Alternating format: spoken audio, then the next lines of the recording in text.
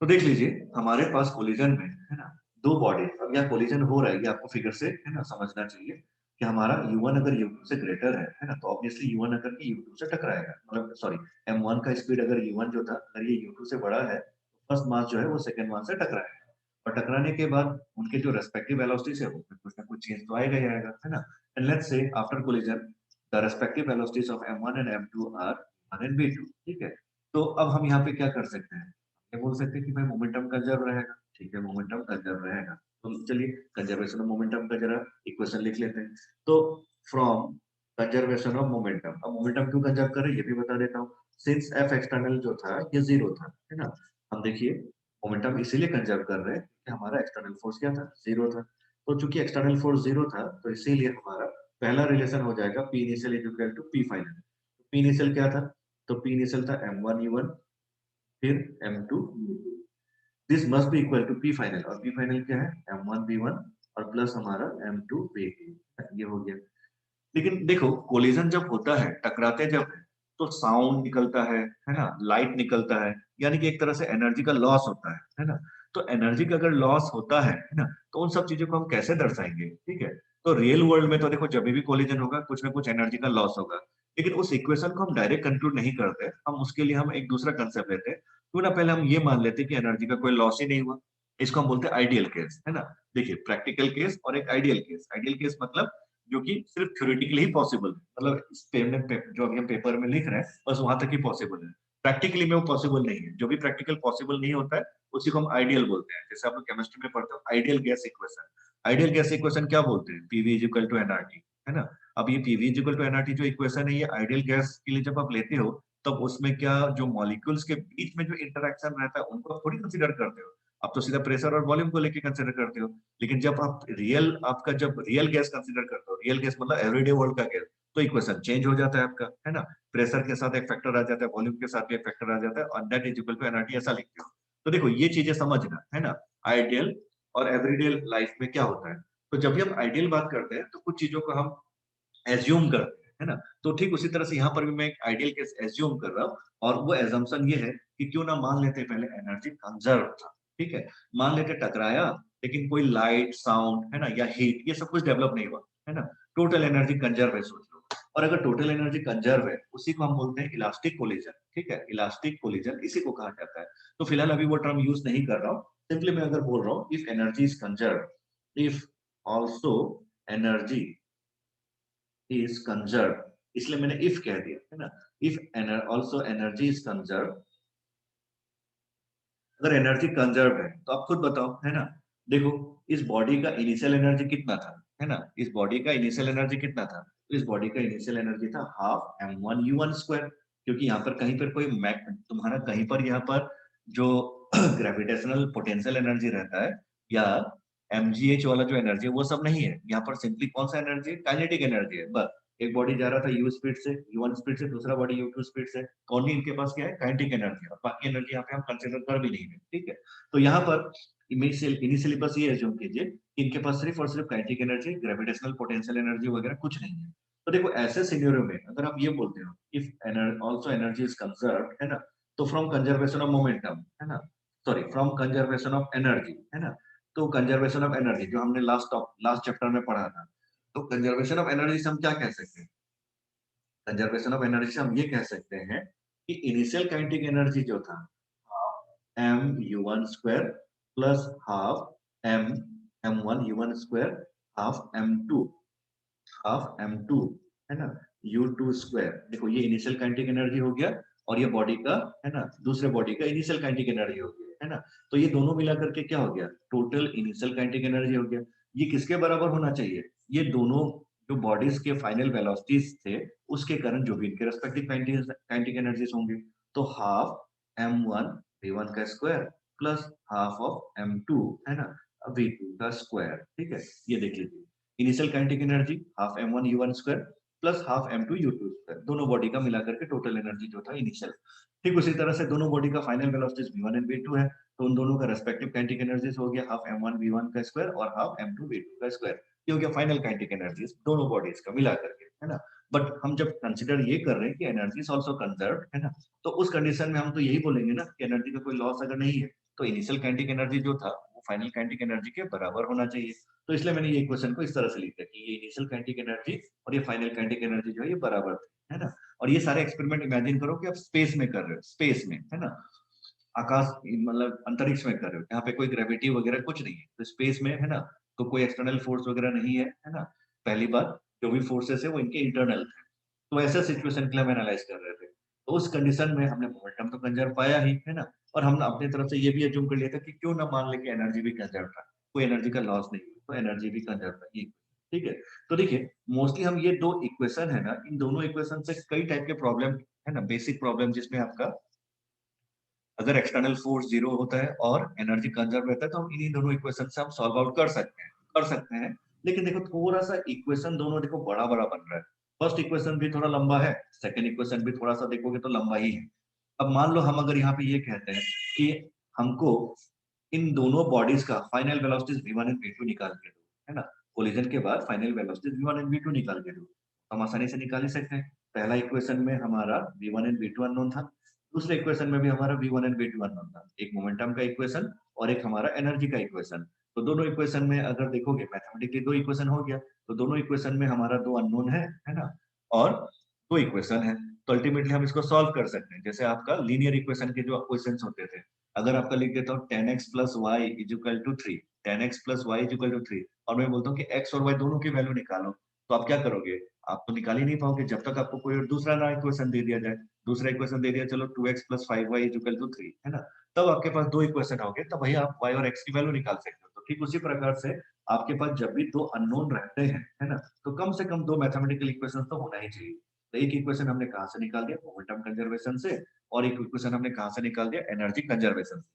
तो इन दोनों से एक्चुअली हम सॉल्व आउट करके क्या निकाल सकते हैं? अपना अननोन क्वांटिटी जो v1 और v2 था वो हम निकाल सकते हैं। लेकिन इतना लंबा चौड़ा कैलकुलेशन हम क्यों करें, है ना? इसका कुछ शॉर्ट फॉर्म निकाल के रख लेते हैं, ठीक है? और वो शॉर्ट फॉर्म क्या चीज है, आइए उसी को समझते हैं। देखिए, अब इसमें थोड़ा-सा जो एनर्जी का इक्वेशन है, इसको थोड़ा-सा चलो रीअरेंज करते हैं। रीअरेंज कर रहा हूँ, देखो क्या कर रहा हूँ। देखो सबसे पहले तो अगर इसको रीअरेंज करने जाते हैं, तो इसको थोड़ा कैलकुलेट कर लो। कैलकुलेट करोगे तो half, half, half, half cut जाएगा, है ना? सभी का हाफ, हाफ है, कट जाएगा। ये m1 u1 स्क्वायर है और यहाँ पे हाफ में हाफ कट चुका है, तो m1 v1 स्क्वायर है। यहाँ पर क्यों ना हम M1 सारे टर्म को एक साथ कर लेते हैं, ठीक है? और यहाँ पर भी जो सारे M1 टर्म है उनको एक साथ कर लेते हैं, ठीक है? तो चलो वो नेक्स्ट स्टेप में यहाँ पर दिखा रहा हूँ। तो फ्रॉम इक्वेशन 1 देखो जो मोमेंटम कंजर्वेशन वाला इक्वेशन था उसको देखो। फ्रॉम इक्वेशन 1 अब ये मैथमेटिक्स है, ठीक है? ध्यान रखना। देखो पहला इक्वेशन आपने क्या देखा था अभी-अभी? तो पहला इक्वेशन ये देखा था m1 u1 plus m2 u2 है ना? m1 v1 plus m2 v2। अब मैं एक सिंप्लीफाइड इक्वेशन निकालना चाह रहा हूँ, तो इसीलिए मैं क्या कर रहा हूँ, इनको थोड़ा-सा रीअरेंजमेंट कर रहा हूँ, फर्स्ट इक्वेशन को भी as well as second equation को भी। तो फर्स्ट इक्वेशन में देख लीजिए अगर यहाँ पे m1 है, यहाँ भी m1 है। m1 को एक साथ कर लो, है ना? या m2 u2 है और यहाँ पे m2 v2 है, तो इन दोनों को एक साथ कर लेते हैं, है ना? तो देखिए आपका जो रिलेशन है वो कैसा आ जाएगा? m1 u1 इधर और यहाँ से पीछे m1 लेके आ जाओ, तो माइनस m1 v1 ऐसा आ जाएगा। और यहाँ पे ये M2 V2 था, ये M2 V2 यहीं रहने दो और इस M2 U2 को उधर लेके चले जाओ, है ना? तो इक्वेशन कुछ ऐसा दिखेगा क्या? बस रीअरेंज कर रहा हूँ, कुछ नहीं, है ना? अगर आप इसको सिंपली रीअरेंज करेंगे, तो यहाँ पे M1 U1 है ना? माइनस M1 V1 देखो, ये M1 U1 और ये M1 V1 लेफ्ट साइड लेके आ गया, है ना? तो माइनस M1 V1 और एक M2 V2 तो पहले से ही था यहाँ पर, है ना? लेफ्ट राइट साइड में, तो वो M2 V2 जो है, ये M2 V2 ये हो गया। लेकिन लेफ्ट साइड में एक हमारा M2 U2 था, उसको अगर राइट साइड लेके आ जाओ, तो माइनस, है ना? कितना? M2 U2, है ना? ये आ जाएगा आपका। अब देख लीजिए यहाँ पर, है ना? ये जो वेलोसिटीज को हमने मतलब मोमेंटम का इक्वेशन को जो रीअरेंज किया, अब यहाँ पे देख लीजिए m1 फैक्टर को कॉमन ले सकते हैं। ले लो, m1 कॉमन ले लिया और m1 कॉमन लेने के बाद ये इक्वेशन बन गया आपका u1 माइनस v1 और यहाँ पर अगर m2 को कॉमन ले लिया, ये बन गया आपका v2 माइनस u2, है ना? So this is our third equation. तो देखो फर्स्ट इक्वेशन को थोड़ा सा सिंप्लीफाई कर लिया और ये थर्ड इक्वेशन का फॉर्म हमको मिल गया। सिमिलरली फ्रॉम इक्वेशन, है ना? सिमिलरली फ्रॉम इक्वेशन 2 अब इक्वेशन 2 में भी उसी फॉर्म को देख लो, है ना? इक्वेशन 2 में भी उसी फॉर्म को देख लो। देख लो, पहला इक्वेशन ये था, सेकंड इक्वेशन ये वाला था। सेकंड इक्वेशन में देख लो ये जो फॉर्म है, इसमें से हाफ हाफ हाफ तो कट ही जाएगा। यहाँ पे भी मैं क्या कह रहा हूँ कि m1 वाले जो टर्म है ना उनको एक साथ कर लो, है ना। m1 वाले टर्म को अगर एक साथ कर लोगे तो क्या रिलेशन आएगा, तो m1 u1 स्क्वायर और यहाँ से m1 v1 square left side आ गया तो माइनस हो जाएगा। तो कुछ ऐसा दिखेगा, है ना। तो देख लो m1 u1 स्क्वायर माइनस, है ना, m1 v1 स्क्वायर ऐसा आ जाएगा। हाफ हाफ तो पहले ही कट चुका है। फिर उसके बाद इधर क्या रह जाएगा, तो देखो ये m1 v1 स्क्वायर कौन सा था, ये वाला, है ना। ये m1 v1 स्क्वायर जो था, ये m1 v1 स्क्वायर का हाफ हट चुका है तो ये लेफ्ट साइड आ चुका है। और यहाँ पे क्या था, m2 v2 स्क्वायर पहले से ही था, है ना। और ये m2 u2 का square left side right side ले जाओ, है ना। तो फिर कुछ ये आएगा इस तरह से। तो यहाँ पर आपका जो है m2 v2 का स्क्वायर ये तो पहले से ही था, है ना, माइनस हमारा m2 u2 का स्क्वायर ये आ जाएगा। यहाँ पर भी क्यों ना हम m1 को कॉमन ले लें, तो m1 को कॉमन ले लो, u1 square minus v1 square ये आ जाएगा। और यहाँ पे m2 को कॉमन ले लो तो ये आ जाएगा आपका v2 का स्क्वायर माइनस u2 का स्क्वायर ये आ जाएगा। लेट्स से ये आपका फोर्थ इक्वेशन है ना। तो देखो दोनों इक्वेशन को हमने क्या किया, थोड़ा सा सिंप्लीफाई कर लिया, है ना। अब ये सिंप्लीफाई करने के बाद, है ना, क्यों ना हम दोनों इक्वेशन को एक बार डिवाइड कर दे और डिवाइड करके नया इक्वेशन क्रिएट कर लेते हैं, ठीक है। तो देखिए इससे थोड़ा सा और चीजें इजी पड़ जाएगा कैलकुलेशन में आगे। तो चौथे इक्वेशन और थर्ड इक्वेशन को डिवाइड कर देते हैं, है ना। Now dividing dividing equation three, sorry equation 4 by 3, है ना। फोर्थ इक्वेशन को 3 से डिवाइड कर दो। तो जो फोर्थ इक्वेशन था ये था और थर्ड इक्वेशन को डिवाइड कर दो, है ना। तो देखो तो क्या रिजल्ट आने वाला है ना। देखो ये हमारा पूरा पूरी जो है फोर्थ इक्वेशन था, है ना। और ये हमारा थर्ड इक्वेशन है। डिवाइड करोगे तो m1 के नीचे ये वाला टर्म आ जाएगा, मतलब m1 u1 square minus v1 square के नीचे ये वाला टर्म आ जाएगा। m1 तो कट ही जाएगा ना, है ना। ठीक उसी तरह से राइट साइड में अगर देखोगे m2 v2 का स्क्वायर माइनस u2 का स्क्वायर और ऊपर क्या है m2, है ना, ये था। डिवाइड करोगे तो क्या हो जाएगा, m2 कट जाएगा, है ना। बस इसी तरह से मैं ये रीअरेंजमेंट किया था मैथमेटिकल फॉर्मूलाज को सिंप्लीफाई करने के लिए।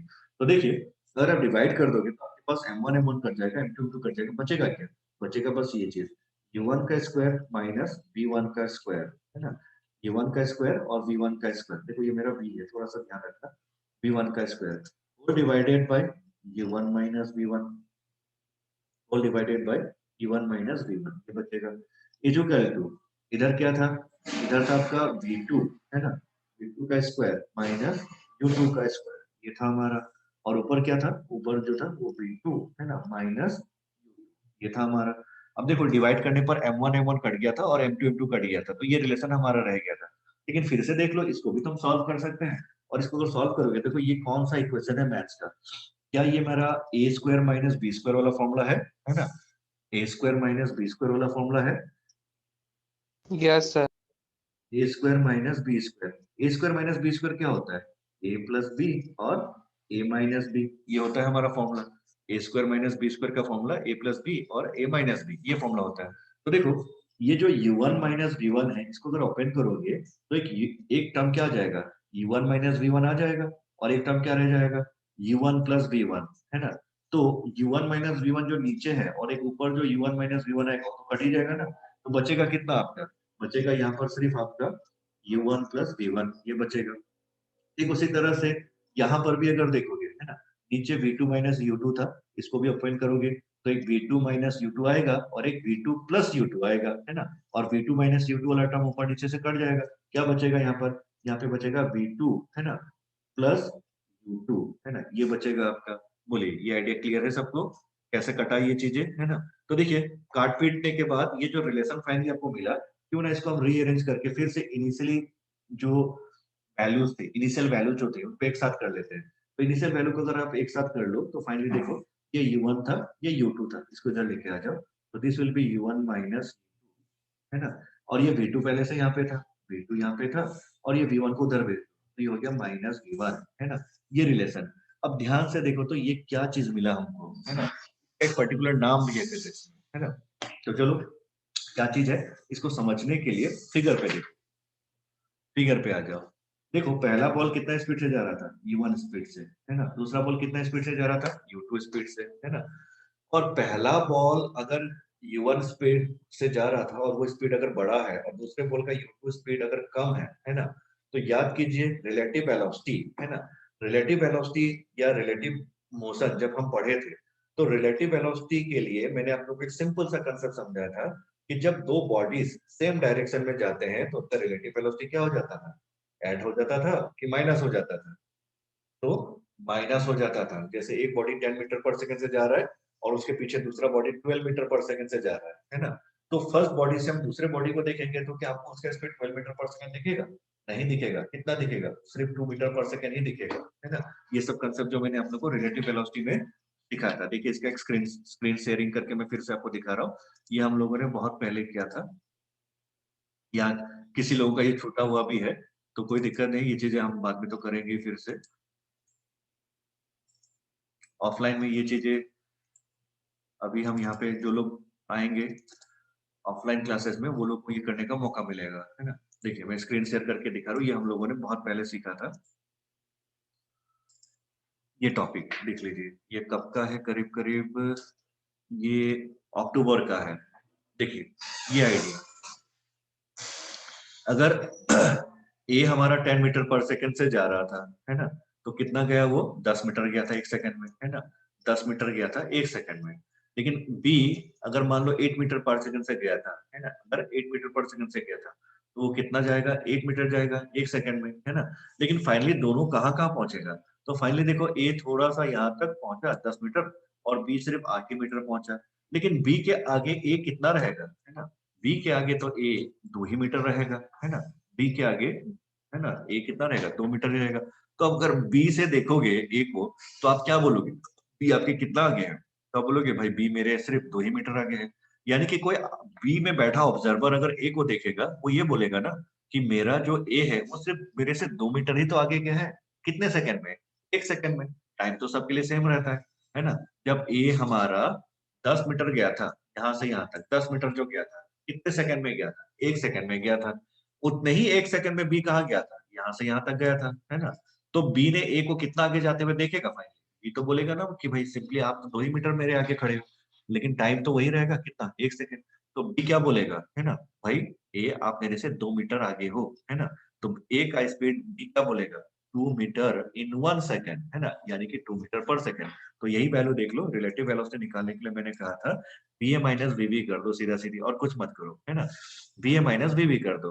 तो अगर बी ए माइनस वी कर दो, क्योंकि दोनों बॉडी सेम डायरेक्शन में जा रहे हैं, स्पीड दोनों बॉडीज का सेम डायरेक्शन में अगर है तो सीधा माइनस कर दो, है ना। तो वी ए माइनस वी आ गया 2 मीटर पर सेकंड। लेकिन मैंने फिर ये भी बताया था कि जब दोनों बॉडी अपोजिट डायरेक्शन में जाते हैं, है ना, जब दोनों बॉडीज है ना अपोजिट डायरेक्शन में जाते हैं, तो अपोजिट डायरेक्शन में अगर जा रहे हैं तो ऐसे सिनेरियो में, है ना, जो रिलेटिव वेलोसिटी होता है वो एड अप हो जाता है। क्यों?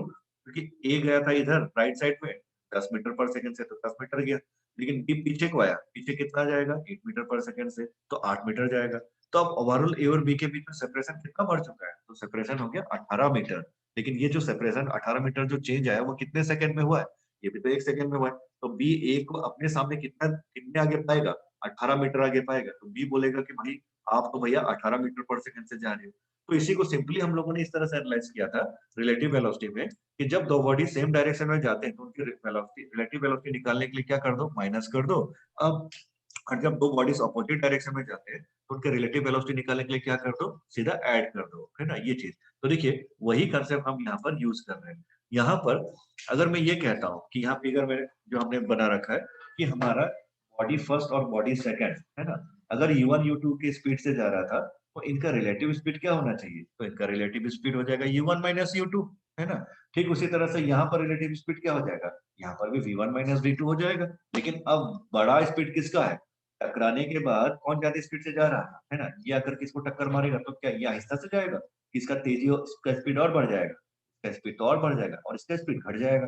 तो यहाँ पर एक्चुअली जो रिलेटिव स्पीड था क्योंकि इसका ज्यादा था, है ना, इसका कम था, तो इसलिए u1 माइनस u2। जबकि यहाँ पर अब इस कोलिजन के बाद इसका स्पीड ज्यादा हो चुका है, इसका स्पीड कम है, तो इसलिए यहाँ पे रिलेटिव वेलोसिटी हो जाएगी ना v2 माइनस v1। और वही रिजल्ट क्या देखो तो आपने यहाँ पर पाया है, ये सब कंक्लूड करके आपने यही तो पाया है ना, क्या पाया, u1 minus u2 equal to v2 minus v1, ये रिलेशन है ना। तो इस रिलेशन को क्या बोलते हैं, है ना। तो देखो टकराने से पहले जिस स्पीड से आप जा रहे थे वो था u1 एंड u2। टकराने के बाद जो स्पीड से आप जा रहे हो या आपकी बॉडी जो जा रहे हैं वो है v2 माइनस वो था v2 और v1। तो u1 माइनस u2 क्या चीज है? ये रिलेटिव वेलोसिटी है ना। v2 माइनस v1 भी क्या है? ये रिलेटिव वेलोसिटी है। ठीक है, कौन सा रिलेटिव वेलोसिटी? हम बोलते हैं है ना, ये है वेलोसिटी ऑफ अप्रोच, है ना। मतलब टकराने से पहले जो वेलोसिटी रहता है ना, उसी को हम बोलते हैं। अप्रोच इसलिए बोल रहा है क्योंकि टकराने जा रहे हैं, टकराने जाने से पहले जो भी इफेक्ट होता है उसको अप्रोच कहते हैं। तो इसलिए हम इसको बोलते हैं वेलोसिटी ऑफ अप्रोच, है ना। और v2 माइनस v1 क्या था? अब देखो v2 का स्पीड तो ज्यादा था, फिगर में देख लो, है ना। v2 का स्पीड तो भैया ज्यादा था, है ना। तो ये तो बहुत ज्यादा ज्यादा से भागता जाएगा। v1 स्पीड कम हो गया था, तो ये तो आहिस्ता आहिस्ता जाएगा।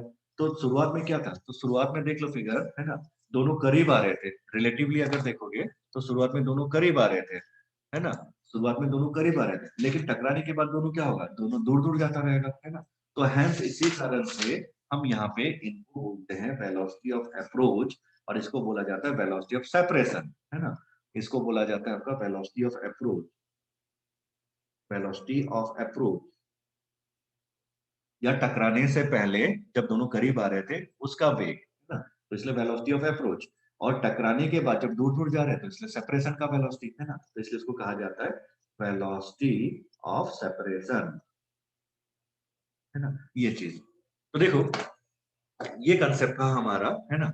लेकिन अब यहां से हम आगे एक नया मैथमेटिकल कंसेप्ट डिस्कवर किया, हम डिराइव कर सकते हैं। देखो हमने क्या कंडीशन लेकर के एनालाइज किया था, अब आप फिर से रिकॉल करके देखो, है ना। अब मैथमेटिक्स आपने देख लिया, बस रिजल्ट पे फोकस करो। देखो आइडिया ये था कि एक्सटर्नल फोर्स जीरो था, एक्सटर्नल फोर्स जीरो था तो मोमेंटम कंजर्व था। तो मोमेंटम का इक्वेशन ये था। कोलिजन हुआ, लेकिन कोलिजन में हमने ये मान लिया, है ना, आइडियल केस, है ना, हमने ये मान लिया कि एनर्जी भी कंजर्व था, कोई लॉस नहीं हुआ एनर्जी का, है ना। कोई साउंड नहीं निकला, कोई हीट नहीं निकला, कोई लाइट नहीं निकला, है ना, कोलिजन में। लेकिन आप प्रैक्टिकली जानते हो, जब भी पत्थर रोड पे मारते हो तो रात को देखो चिंगारी निकलता है, और पत्थर अगर रोड से टकराता है साउंड भी निकलता है ना।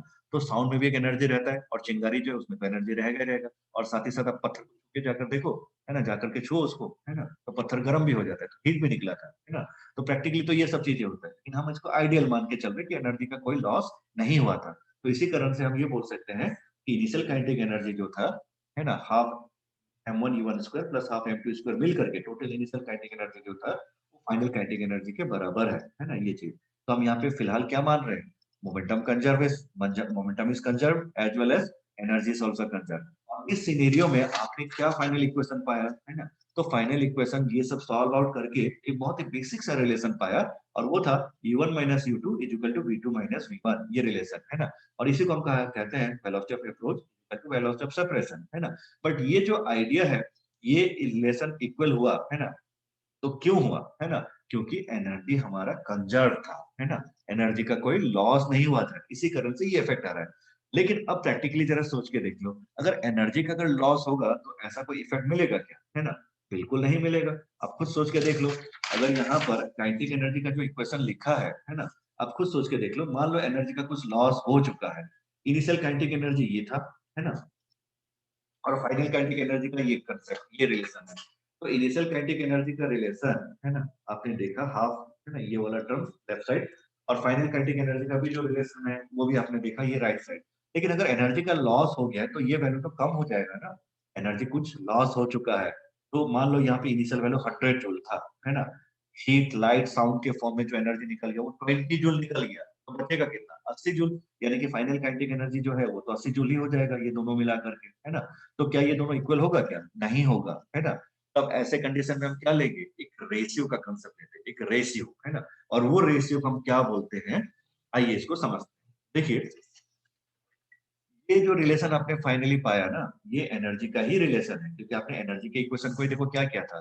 देखो एनर्जी के इक्वेशन को ही आप तो सिंप्लीफाई कर रहे हो, ये एनर्जी का इक्वेशन था, फोर्थ इक्वेशन। फिर फोर्थ इक्वेशन को अपने थर्ड इक्वेशन से डिवाइड किया, तो एक तरह से आपने एनर्जी के इक्वेशन पे ही वर्कआउट कर रहे हो, है ना, एनर्जी के इक्वेशन पे वर्कआउट कर रहे हो। और फाइनली एनर्जी का एक सिंप्लीफाइड इक्वेशन आपने पाया, जिसको आपने कहा था velocity of approach is equal to velocity of separation, ये कहा था, है ना। लेकिन आइडियल लॉजिकली जो आपको दिमाग में रखना है वो ये है, भले आप इसको वेलोसिटी ऑफ अप्रोच और वेलोसिटी ऑफ सेपरेशन इक्वल ऐसा कह रहे हो, बट लॉजिकली ये है कि ये एक्चुअली u1 और u2 है ना, तो ये एक तरह से इनिशियल एनर्जी है ना, इनिशियल काइनेटिक एनर्जी। v2 और v1 है, तो ये इनिशियल सॉरी ये फाइनल काइनेटिक एनर्जी का रिलेशन है ना। तो अब मुझे ये बताओ, अगर कोलिजन हुआ, है ना, और एनर्जी का लॉस हुआ, तब क्या ये दोनों क्वांटिटीज इक्वल होंगे, है ना? बिल्कुल नहीं होगा, है ना? किसको बड़ा होना चाहिए? काइनेटिक एनर्जी के लॉजिक से सोचो। ये तो इनिशियल वाला काइनेटिक एनर्जी के टर्म्स से बना था, तो ये टर्म हमारा बड़ा रहना चाहिए और ये टर्म हमारा फाइनल काइनेटिक एनर्जी के रिलेशन से आया था, तो ये टर्म क्या होना चाहिए? छोटा होना चाहिए। इसी कारण से यहाँ पर एक हम मैथमेटिकल रेशियो का कंसेप्ट लेते हैं और वो रेशियो क्या है तो समझ। इस रेशियो को हम बोलते हैं इक्वेशन ऑफ रेस्टिट्यूशन, है ना? इस रेशियो को हम बोलते हैं equation of restitution, equation of restitution. Physics में ना बड़ा भयंकर भयंकर नाम दिया जाता है जिसके कारण बच्चों को बड़ा कंफ्यूजन रहता है। रेस्टिट्यूशन बोल दिया तो कुछ अलग चीज हो गया, नहीं, सिंपल से दिमाग में रखो, एनर्जी का ही इक्वेशन है, ठीक है? एनर्जी का लॉस का इक्वेशन है या एनर्जी का कंजर्वेशन का इक्वेशन है। तो जरा मैं एक बार इक्वेशन को लिख देता हूँ, है ना? और फिर आप इसको एनालाइज करके देखिए। इक्वेशन ऑफ रेस्टिट्यूशन में जो है ई के टर्म में हम रिप्रेजेंट करते हैं, ई, है ना? एक सिंबल लिया जाता है ना? और हम बोलते हैं ई जो रेशियो है, this ratio is v2 minus v1, v2 minus v1 upon u1 minus u2, है ना? ये हम बोलते हैं इक्वेशन ऑफ रेस्टिट्यूशन में। ये आया कहाँ से, है ना? तो ये चीज अभी समझ में आ जाएगा, देख लो। लेकिन ये जो रेशियो है ना, ये आपको थोड़ा थोड़ा दिख रहा है कुछ समझ, ये क्या चीज है देखो तो, ये चीज u1 minus u2, है ना? और इधर v2 minus v1। अगर u1 minus u2 को उठा करके नीचे लेता इधर नीचे, है ना? तो क्या ये वैल्यू नहीं आएगा? देखो कंपेयर करो जरा, इसको साइड बाय साइड रख के कंपेयर करो, है ना? तो देखिए साइड बाय साइड रख करके अगर इसको कंपेयर कर रहे हैं तो देखिए v2 माइनस v1, यही v2 माइनस v1, इसको उठा करके अब नीचे ले जाओ, है ना? राइट साइड में नीचे ले जाओ, तो u1 माइनस u2, तो यहाँ लेफ्ट साइड में कितना बचेगा? 1 बचेगा, है ना? यानी कि e की वैल्यू 1 होनी चाहिए, कब? जब एनर्जी कंजर्व रहता है ना?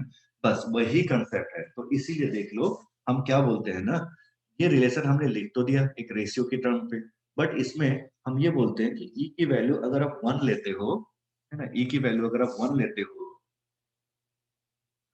तो इस कंडीशन में एनर्जी कंजर्व रहता है ना? इस कंडीशन में आपका एनर्जी एनर्जी जो है ये कंजर्व रहेगा। और जहां एनर्जी कंजर्व रहता है ना, उसी को आप बोलते हो इलास्टिक कोलिजन, इलास्टिक कोलिजन, उसी को आप बोलते हैं इलास्टिक कोलिजन, ठीक है?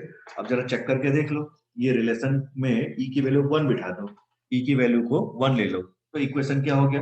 v2 minus you v2 minus v1, v2 minus v1 upon u1 minus u2, ठीक है? अगर ये 1 है तो वापस उठा करके यहाँ लेके आ जाओ, u1 माइनस u2 को यहाँ लेके आ जाओ, कौन सा इक्वेशन आ गया? तो आ गया आपका, है ना? u1 minus u2 equal to v2 minus v1, है ना? तो ये इक्वेशन कैसे आया है ना? तो ये जो है सिंपल एक रेशियो है, इसका वेलोसिटी ऑफ अप्रोच और वेलोसिटी ऑफ सेपरेशन का जो रेशियो है उसी को, है ना? बट उस फैक्टर में जो ई आ रहा है उसकी वैल्यू कभी कभी चेंज होती है, कब होगी? रियल कोलिजन में। अब देखो ये जो कोलिजन है जिसमें एनर्जी कंजर्व हमने कहा, ये तो इलास्टिक कोलिजन कह दिया, तो ये क्या सिचुएशन था? आइडियल सिचुएशन था, है ना? तो ये पहला केस हो गया। दूसरा केस क्या है? तो देखो ई की वैल्यू जो है, अब देख लो रेशियो में देखना, है ना? देखो ये जो वैल्यू है आपका u1 माइनस u2, ठीक है? ये एक तरह से इनिशियल एनर्जी था और ये जो वैल्यू था ये क्या था? फाइनल एनर्जी था, ठीक है? फाइनल एनर्जी और इनिशियल एनर्जी, ठीक है? अब मुझे ये बताओ, अगर आपका फाइनल एनर्जी अगर कम हो गया, क्योंकि कोलिजन के बाद एनर्जी तो घटता है, जो अभी समझाया था प्रैक्टिकली तो वही होता है, तो अगर ये वैल्यू अगर घट गया और ये वैल्यू आपका इनिशियल था जो कि ज्यादा है, ई का वैल्यू क्या होगा? 1 से क्या होगा? छोटा हो जाएगा, है ना? ई की वैल्यू जो है 1 से छोटा हो जाएगा, तो इसलिए हम इसको ऐसे लिखते हैं, ई की वैल्यू, है ना, जो है 1 से छोटा, है ना, लेकिन 0 से बड़ा, है ना? देखो 0 किस लिए नहीं लिया जाता है ना? मतलब 0 से हम क्यों ले रहे हैं? हम एक जनरल कोलिजन की बात करते हैं, जहाँ पे कोलिजन हो रहा है तो एनर्जी का कुछ लॉस हो रहा है, पूरा तो लॉस नहीं होता है कभी, है ना? कुछ लॉस होता है, तो कुछ लॉस हो रहा है तो इसलिए 0 कभी नहीं हो सकता है ना? तो इसलिए हम यहाँ पे मतलब 0 अभी फिलहाल यहाँ पे नहीं कंसिडर कर रहे, हम एक जनरल कोलिजन के लिए कंसिडर कर रहे हैं। उस जनरल कंडीशन के लिए हम ये बोलते हैं कि अगर आपका ए की वैल्यू जैसे 0.5 हो गया, 0.5, है ना? तो आप एज्यूम कर सकते हो अगर ये 0.5 है तो ये रेशियो 0.5 होगा, ये रेशियो 0.5 मतलब लॉजिकली ऐसा बोल सकते हो कि आधा एनर्जी लॉस हो चुका है ना? ये वैल्यू अगर मान लो सपोज कर लो ये वैल्यू 10 है ना? ये वैल्यू 10 है और ये वैल्यू अगर आपका 20 था, सपोज कर लो ये वैल्यू 10 है, ये वैल्यू 20 था, बट ये वैल्यू जिसको 20 कह रहा हूँ ये तो इनिशियल काइनेटिक एनर्जी के रिलेशन का था, है ना, और ये 20 था और ये फाइनल काइनेटिक एनर्जी का रिलेशन से आया था। तो ये रिलेशन में आपका जो 10 है ना, वो कम हो गया। तो रेशियो कितना आ जाएगा 1/2, और 1/2 मतलब कितना होता है 0.5, है ना। तो इसका मतलब वही चीज है और कुछ नहीं है कि ये एवरीडे लाइफ का कोलिजन है, बस इसको मैथमेटिकली इस तरह से रिप्रेजेंट करते हैं। तो इसलिए हम ये बोलते हैं कि ई की वैल्यू अगर 0 और 1 के बीच में है ना, तो ये केस में एनर्जी कंजर्व नहीं रहेगा, है ना। एनर्जी इज नॉट कंजर्व, ऊर्जा का संरक्षण नहीं होगा। तो ऐसे कोलिजन को हम क्या बोलते हैं, है ना, ऐसे कोलिजन को हम बोलते हैं इन इलास्टिक कोलिजन।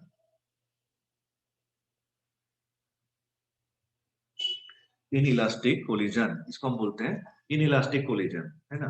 एक थर्ड केस भी हम ले रहे हैं, देखो थर्ड केस में ये है कि क्यों ना हम ई की वैल्यू को 0 लेके देख ले, क्या वैल्यू आता है चेक करके देखते हैं, है ना। तो देखो ई की वैल्यू को हमने 0 ले लिया, है ना, ई की वैल्यू को 0 ले लिया, ई की वैल्यू को अगर 0 ले लिए तो u1 minus u2 left side लेके जाओ, है ना, वो तो 0 ही हो जाएगा। बचेगा क्या, बचेगा आपका v1 minus v2 is equal to 0। But v1 minus v2 is equal to 0 अगर होता है ये कंडीशन, है ना, e इज इक्वल टू 0 ले लोगे तो इसका मतलब ये हो जाएगा, है ना, इसका मतलब आपका ये आ जाएगा जिसमें 0 is equal to v2 minus v1, ये कंडीशन आ जाएगा। क्योंकि ये अगर 0 है तो ये u1 माइनस u2 को मल्टीप्लाई कर दो, 0 हो गया, तो बचेगा कितना v2 minus v1। But v2 minus v1 equal to अगर 0 है तो इसका मतलब तो ये हुआ ना कि v1 is equal to v2 हो गया। और v1 is equal to v2 मतलब क्या है ना, v1 is equal to v2 होने का क्या मतलब हुआ, फिर से देख, है ना, देख लो फिगर, है ना। m1 और m2 दोनों का स्पीड बराबर है, दोनों का स्पीड टक्कर के बाद बराबर कब हो सकता है, टक्कर के बाद बराबर तभी हो सकता है जब दोनों चिपक गया, है ना, दोनों एक दूसरे के साथ क्या हो गया कोलाइड किया, लेकिन एक दूसरे के अंदर घुस गया, है ना, चिपक गया पूरी तरह से। तो उस सिचुएशन, तो इसीलिए इस कंडीशन में, है ना, जब v1 इक्वल टू v2 होता है तो देखो ऑब्वियसली यहाँ पे देखो कोलिजन तो हो ही रहा है, ये भी एनर्जी लॉस का ही कंडीशन है। तो यहाँ पर भी एनर्जी इज नॉट कंजर्व, है ना, energy is not conserve, energy is not conserve. लेकिन, है ना, v1 इक्वल टू v2 हो चुका है ना, तो v1 इक्वल टू v2 अगर हो चुका है तो इसमें इफेक्ट क्या आता है, both the bodies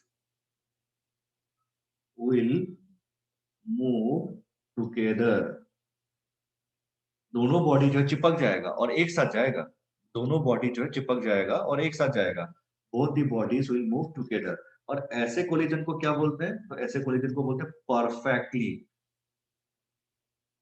perfectly in elastic collision, perfectly in elastic collision ये कहा जाता है। तो इनइलास्टिक कोलिजन ही है लेकिन उसको परफेक्टली इनइलास्टिक कोलिजन कहा जाता है, ठीक है।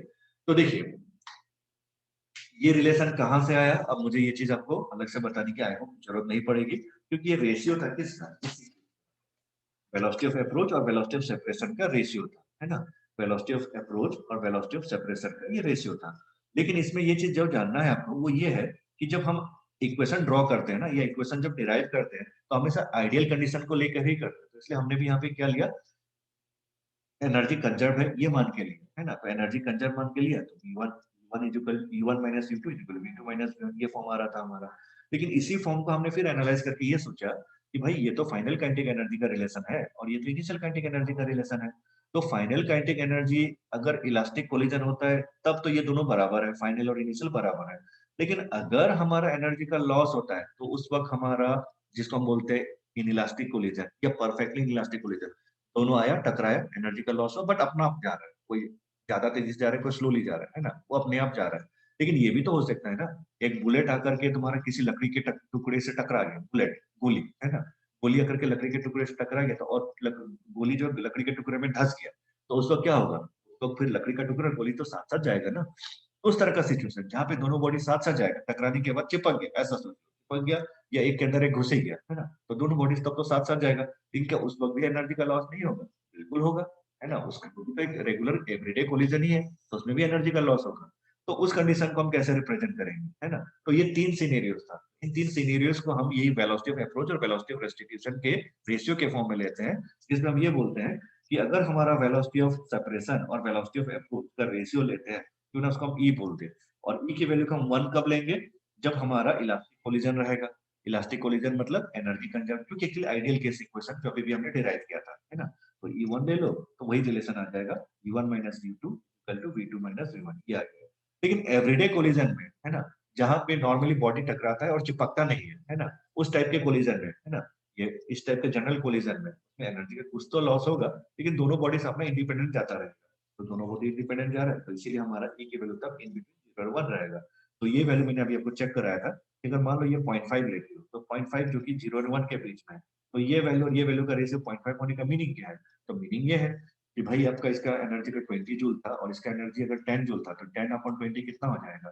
तो 10/20 हो जाएगा 1/2, 1/2 मतलब 0.5।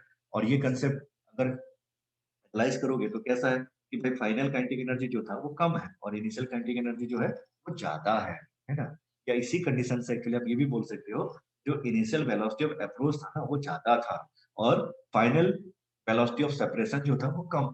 एनर्जी लॉस हो चुका है ना, तो अप्रोच की जो आपका वेलोसिटी ऑफ सेपरेशन जो है थोड़ा कम ही रहेगा, लॉस हो चुका है एनर्जी, है ना। तो ये चीज है ना, तो इसलिए ये रेशियो जो है 1 से लेस होता है और इसको मैथमेटिकली इस तरह से रिप्रेजेंट करते हैं। तो देख लो यहाँ पे सारा उसका जो पॉइंट्स है वो मैंने समझा दिया। एनर्जी कंजर्वेशन रहेगा, यानी कि एनर्जी कंजर्व रहेगा तो उसका बोलते हैं इलास्टिक कोलिजन, और इसलिए ई की वैल्यू 1। लेकिन ई की वैल्यू कभी भी 0 और 1 के बीच में दिया जाता है तो उसको हम बोलते हैं इनइलास्टिक कोलिजन, है ना। उसमें एनर्जी कभी भी कंजर्व नहीं रहेगी, ठीक, क्योंकि ई की वैल्यू 0 और 1 के बीच में इसी से पता चल जाना चाहिए आपको कि एनर्जी का लॉस हो रहा है। थर्ड पॉइंट ये था कि ई की वैल्यू अगर हम 0 ले लें, ई की वैल्यू अगर हम 0 ले लें तो 0 से क्या हो जाएगा? तो 0 लेके देख लिया, तो 0 लेने पर हमको ये पता चला कि जो डिनोमिनेटर वाला फैक्टर है वो तो कट के यहाँ पे 0 आ गया। 0 से U1 माइनस U2 मल्टीप्लाई करोगे तो 0 हो जाएगा। बचेगा कितना? V2 माइनस V1 ये बचेगा। V2 minus V1 is equal to अगर 0 है तो V1 को लेफ्ट साइड लेके आ जाओ, तो V1 is equal to V2, है ना। तो ये क्या है? ये भी एक इनइलास्टिक कोलिजन ही है, लेकिन कैसा inelastic collision? Special type of inelastic collision, और इसी को हम बोलते हैं परफेक्टली इनइलास्टिक कोलिजन, है ना। ये परफेक्टली इनइलास्टिक कोलिजन में होता क्या था? एनर्जी तो कंजर्व होगा नहीं क्योंकि इनइलास्टिक कोलिजन है, ठीक है। लेकिन होगा क्या? Both the bodies will move together, है ना, एक साथ साथ जाएंगे, ठीक है।